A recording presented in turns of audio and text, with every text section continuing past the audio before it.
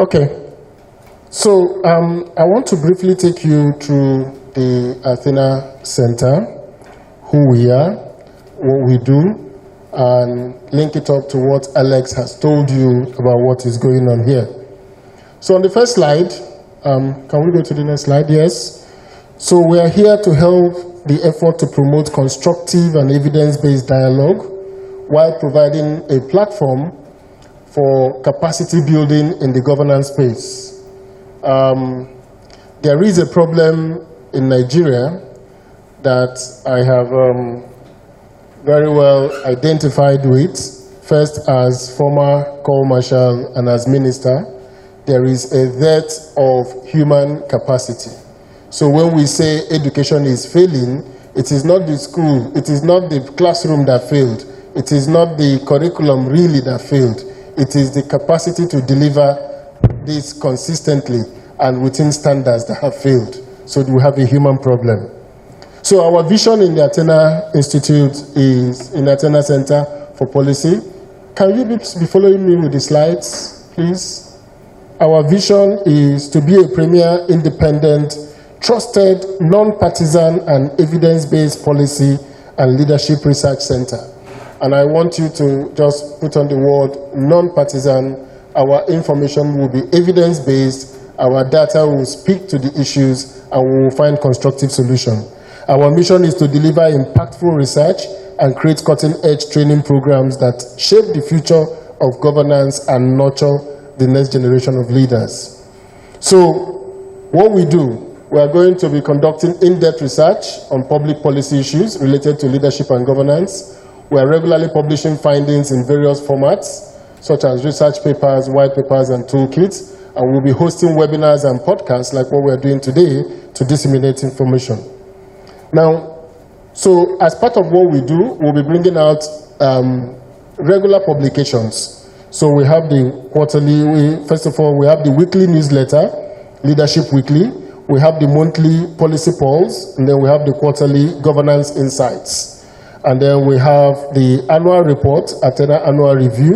And then we have special reports and white papers that are on targeted specific areas. And sometimes we will also publish the Athena Confidential, the one we will share only with those who are involved in that area and to ensure that we're actually making changes, not to win a public opinion in the public space. So our leadership programs, we have Leadership and Governance Essentials. I think that governance is totally weakened in Nigeria, and I believe that we shall begin to train, to begin to discuss that young level 8 officers, level 9 officers will go back again and learn the basic essentials. Why am I working for government? What am I expected to do? Why do people move from ministry to ministry? Why am I going to take me 30 years to become permanent secretary? The idea is that you are supposed to learn across the ministries. You are supposed to have experience. You are supposed to know who is where, because every single policy has implications for everybody. So once you start a policy, there is an urban problem, there is a transportation problem, there is a planning problem, there is a health problem. You will see that everything is intertwined. That's why the civil servant is supposed to be rounded to be able to deliver that, and I'm sure many of them don't know that anymore. Then we're going to have leadership, transparency and accountability training. Our civil servants are still stuck in the mode of secrecy. But we're saying there is secrecy for national security and there is transparency to ensure accountability, to ensure that people do what they're supposed to do. And we're going to help them do that. There's Leadership and School Management Certification Program for head teachers and principals of schools. We want to share with them our toolkit on how to make your schools work. Sometimes we over-centralize problems. Problems can be solved at a very small local level. And that is what Poland did to become one of the top education performers in Europe. They had a crazy minister of education who had no background in education, who came and said, you know what we are doing is not working. We need to do it differently. And how do we do it differently? He says, I will empower the schools. They should take decisions about their curriculum. They should take decisions about the outcome of the students, and we will hold them accountable when they come for general exams. So we can actually bring out the problem from looking at Abuja and take it down. But the reason is that the teachers and the principals and head teachers in schools have to know what to do. And we're going to support them with free tools to be able to do that. Then we have the Leadership and National Unity Boot Camp for senior prefects. So we want to begin the idea of democratization from secondary schools. We want to share with schools the idea of elections, the idea of electing their prefects. Maybe the school will nominate the people they want and the students vote. We think that election is not an event, it is a process. That is why you go to Pakistan, you go to Brazil, they are not discussing election rigging. The Finnish elections, nobody is talking about rigging. Everybody is talking about who won, who lost, because election is taken for granted. India will be doing elections with 800 million people, and nobody is talking about the rigging part. Everybody is just trying to figure out, how do we make the voters vote for us? Nobody is talking about who is in control of police, who is in control of INEC, who is in control of the presiding officer. No, people have gone beyond that, and we think we can help the country do that. Now, we have also certified courses, and these are it's on our website, that people are going to go through. We hope to partner with some agencies to bring that to our public sector on governance. Now, part of what we do is our research areas. The next slide is our research areas. So we're focusing on education, because we believe it is the foundation of a country. The quality of our education determines where we will be as a country. The fact that the last admissions to university, only one person was an international student that came to Nigeria to study law. One. In medicine, one. So the fact that when we were in Osaka, people were from Zimbabwe, from South Africa. If you go to Ibadan, you saw people from different West African countries in Nigeria. Today, we do not manufacture education. Instead, we are net importers of education. Our children are in Uganda, in schools in Kenya. Our children are in London, they are in America, because we cannot manufacture a basic output like education. And I believe that the over close to $1 billion we spend in foreign school fees a year can turn around the fortune of our Nigerian universities and secondary schools if we look at education as a product. Nigeria needs to manufacture ISO 9001 certified product called education. That is what Harvard is. That is what Oxford is. That is what Yale is. They are manufacturing education that is acceptable to everybody in the world, because the process is known. So we need to do that. We're going to look at security. Please go back one more time. Elections, infrastructure, civil service reforms, institution strengthening, and governance improvement. Now, to what we're here for today, the Athena Centre and Educare, and I will tell you that what is happening today is phenomenal. Because when he started this program, please go to the next slide. I saw it on Twitter, and I reached out to Alex, and that's how this partnership came about. I saw what he was doing in Ungo, and I said, can we do this in Obosi? And when we did it in Obosi, it was very interesting what we saw.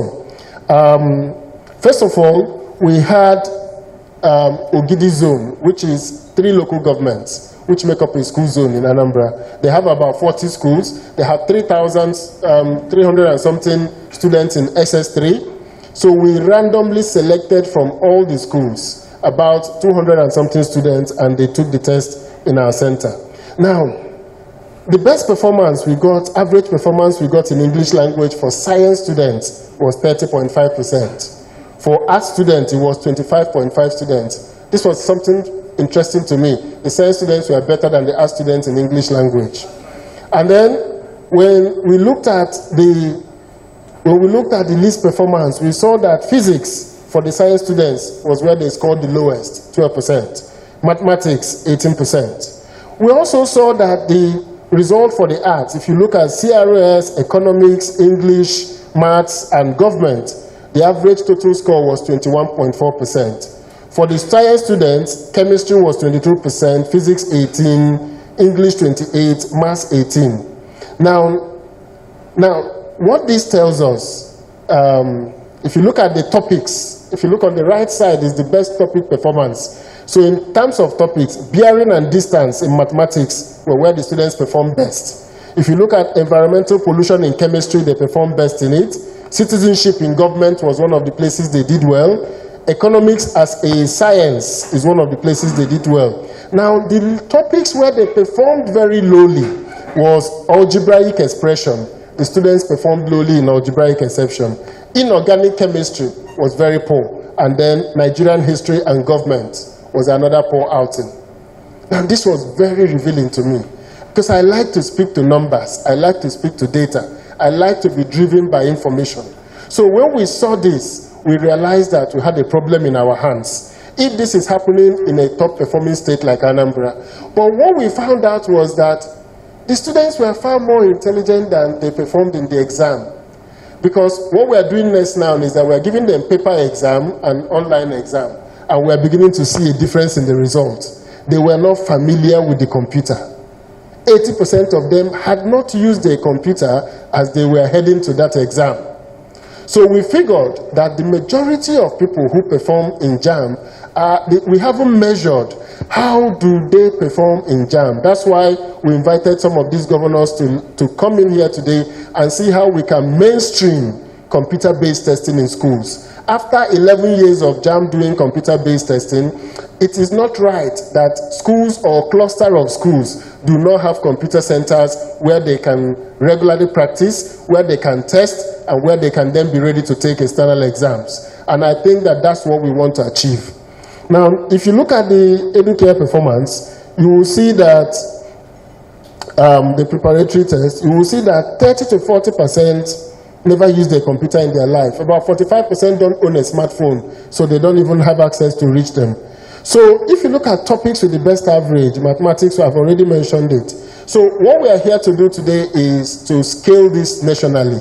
We want the whole students in Nigeria to go to their parents' phone, to go to the computer in their uncle's house, to go to in the computers in the ICT centers. My center in Obosi is going to be opening every weekend for students to freely go in and test themselves. Now we want to see them practice. It's already late to the exam, but we will have to start.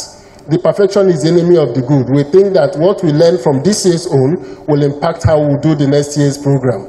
So we are thinking that what we are gathered here today is to say, computer-based testing is the way to go. It is the future of the country. But we need to intensify. We need to dig deeper into how to mainstream computer-based testing into our schools. Failure to mainstream it will continue to give us the poor results that we are getting. And not just the poor results, will continue to bring a generation of Nigerians who do not have the skills for the global community. And that's the most important. And beyond that, we are gathering the information of the subjects where students performed poorly. And we are putting it together to each school where they come from and telling the school, your teachers in chemistry are not teaching these students right in these subjects. Your teachers in mathematics are not teaching them right in these subjects. So you need to do something about this subject. So there's a whole policy output about what is right and what is wrong. And in the Athena Centre, we have also gone into a program, the Mekaria Mentorship Program, where I intend to mentor young Nigerians. About 9,500 people are on that site. They are currently going through a course. We have about 1,000 of them going a course on the Educare platform. We're using the Educare platform to do that course, and we're hoping to go to the next stages 2 and 3, from the Mekaria Attaches to the Mekaria Envoys, and then to the Mekaria Ambassadors. So the whole of this, the goal of this is to provide a new generation of Nigerians. And we have invited you here today to join us in this campaign, to say Nigeria can work if we put in the work. Nigeria doesn't happen to anybody. What happens to all of us is the reluctance and inability to do the work. And that is why we're asking all of you today to join us as we go to the goal of getting 1 million students to test themselves. The results that will come out of it will be a rich trove of data for us in Athena Centre. We're hiring a lot of people online to help us look through this data, analyze it by location, by state, by school, and by different data to be able to make informed policy decisions about our educational sector at the secondary school. My name is Osita Chidoka. Thank you very much. The Chancellor, the organizers, Athena and Educare, gentlemen of the press, ladies and gentlemen, good afternoon to all of you. I'm really delighted to be here having this very important conversation, and I am here on behalf of my principal, the governor of Anambra State, Professor Charles Chukwuma Soludo, CFR, who is unavoidably absent because he's currently hosting the Executive Council meeting in Anambra State. But because of his commitment to educational advancement, he made sure that I show up here to represent him because what we are discussing today is very important, especially considering his policy thrust in Anambra State. But before I continue, I'd like to put it out there. Is Miss Chinwe Okoli, please? Yes. All right. So I'm just going to share quickly what we are doing in Anambra State in line with the conversation that is ongoing today. The project 1 million, I would like to call it, by Athena and Educare, and how it aligns with what the government of Anambra State is already doing, what we're doing in the same direction.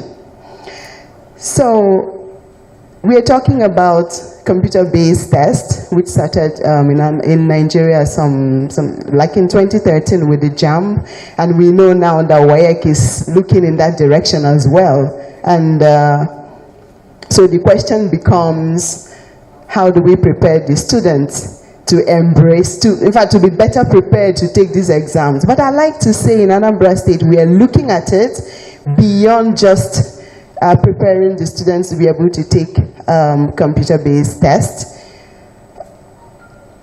We all know that today we are in the era where technology reigns supreme, and we say digital skills or digital knowledge has become the currency of the future. In fact, those who want to earn a lot of money are those who possess digital skills. So not just those who are able to take exams. So that shows you where we are and how important it is for this conversation, driving our educational system to embrace the changing the technological landscape in Nigeria. So for us in Anambra State, the governor of Anambra State, Professor Soludo, has actually a big digital and technological agenda. In fact, the agenda is one that is targeting, should I say, technological revolution in the state, as it were. So we are not just preparing students for exams, like I said earlier. So when the governor assumed office 2 years ago, he's a teacher, right? He has an educational background, so he considers himself first a teacher before anything else. And so you can imagine the priority educational sector is receiving in Anambra State. So, and he doesn't like a haphazard approach to things.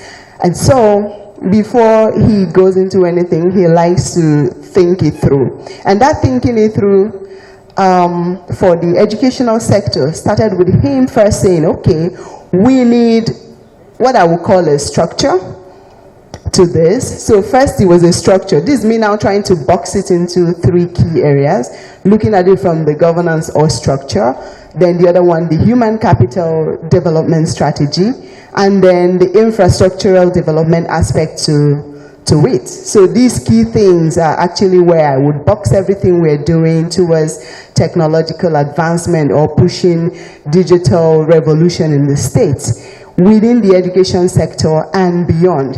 So first on the governance or the structural part, I'll call it, within the first 6 months, the governor established the Anambra State Education Advisory Council.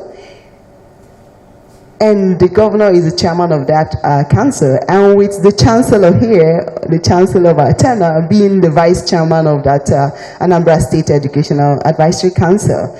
And I'm delighted to be a member of that council. And that council started with the responsibility to chart the course, to shape the future of Anambra State through innovative educational strategies. So, and the council has come up with a report and recommended strategies to revolutionize the educational system.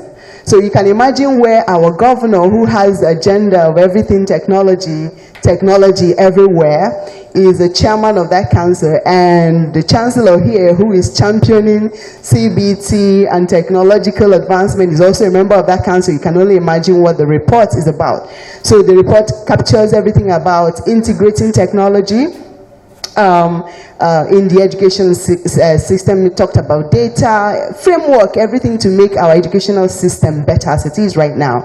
And those recommendations are being implemented right now in the states. Then in the human capital development strategy part of it, within the first 9 months of the administration, the governor understood that for us to have pupils or students who understand how to use computer effectively, who can take exams, just like I think when he was speaking, when the MD of Educare was speaking, he mentioned that some of the students were failing, not just because of lack of, the ability to take an exam, but the fact that the teachers hadn't taught well, right? So they fired some teachers and recruited better teachers, and they got better results. So for us, the governor started to end what we call the era of school without teachers. So we met a school system that required a lot of teachers in relevant subjects, including ICT. Because if you have all the computers, have the Wi-Fi, and you don't have the teachers to train the young people, I'm not sure we're going to achieve our goal. Is that correct? So the governor recruited 5,000 teachers within 9 months in office, and I understand it hasn't been done maybe by another governor within 9 months, taking that number of teachers, because that's a huge bill he was taking on. 5,000 teachers sent to different schools, and these 5,000 teachers, all of them took CBT exams. The selection process was merit-based, transparent, because we wanted to get the best to teach our students, to teach our pupils. Just like he said, many people are not prioritizing Nigeria right now, but we want that to change over time. So Nigeria becomes that place that people want to send their kids to because they are sure of the quality they are going to receive. And it didn't matter where the teachers came from. They didn't have to come from Anambra. So far you could teach. So, and then after that, right now, we are finalizing another set of recruitment, 3,000. And these additional 3,000 are for the hard-to-reach areas. You know, there are schools. You know, when you're choosing a job, if you're given a chance, even with NYSC students, there are places they don't want to go to, NYSC candidates. Just like that, teachers, there are places they are not very keen to go to, right? So then government has to use policies and incentives to make sure that the young people in those areas actually get the same quality education. So that's the essence of recruiting additional 3,000 students, because for us, every young person in Anambra State matters, irrespective of where they live, how hard it is to reach their communities. So now that is 8,000 teachers. You can only imagine what it was before and now with additional 8,000 teachers. So then, beyond recruiting the teachers, if we don't have all the young people in school, then we're still not, our goal of reaching, that point where all the young people who are supposed to be in school are in school and they're embracing digital revolution and all of that will not be met. So the government also provided, declared truly free qualitative education in basic schools in Anambra State. That is the whole primary school and JSS 3. JSS 1 to 3. So what it means by truly free is that for the first time, no child in public school is asked to pay public school. When I mean public school and public mission, none of them is paying any levy or any form of fine. And then the senior secondary students are only paying 5,000, which is retained by their schools for maintenance, for operational expenses. And just moving it forward, the government, because the governor is so interested in digital revolution, you would have heard about Anambra Digital Tribe. And that digital tribe The goal is that every young person in Anambra over the next few years becomes technologically savvy. So it wouldn't just be about preparing those who are in school to be able to take exam, but they become innovation drivers as we talk about technologically advanced world. And I'm just trying to wrap it up in the next few, and then I'll just talk about infrastructural readiness.